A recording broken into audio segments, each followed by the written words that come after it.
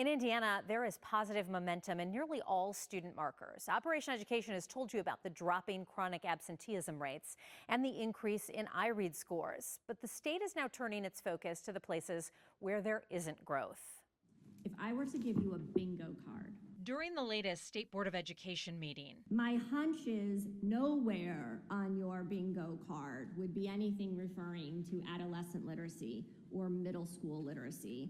Education leaders announced they're accelerating efforts to boost literacy for students in 6th, 7th, and 8th grades. And begin really to tackle what does it mean to pour into this adolescent space. The reason? State data shows many middle school students in the state are not reading at grade level. The only way we turn the curb is to address head on the area where we're starting to see that slide. Last year, 75% of schools in the state of Indiana participated in the iLearn Checkpoints pilot.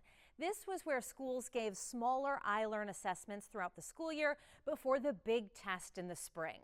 186,000 6th, 7th, and 8th graders participated in those checkpoints.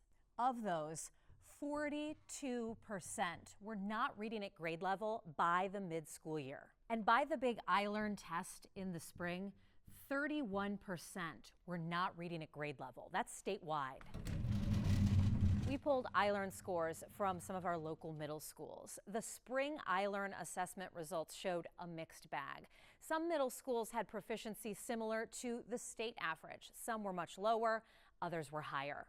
And then now let's get to new business. At the State Board of Ed meeting back in July, when iLearn scores were first released. So statewide, 40.6% of Indiana students are proficient in ELA. We got a look at how middle school ELA data compares to other grades. This chart represents our ELA percentage point change from 2021 to 2025. By grade level. You can see ELA scores have been increasing in the earlier grades where the state has invested money and resources. But in the middle school grades, scores are lagging. There's a lot of conversation about adolescent reading. Some research suggests it could be gaps in foundational reading skills that are now impacting comprehension and writing. Today's middle schoolers were in early elementary school during the pandemic when schools were shut down. I mean, we have to remember these are our students who intermittently came to school during the pandemic, and we're still not caught up. And the skill set that they've lost during that time, this is kind of just what we're going to see for a while until we can get their skills developed. Do you see in today's middle school that had an impact? I would say yes, it had an impact, but I'm very cautious. Local education leaders acknowledge COVID-19 learning loss had an impact, but there are other factors at play. Looking at it in a broader sense is very important. So yes, would I attribute COVID having an impact?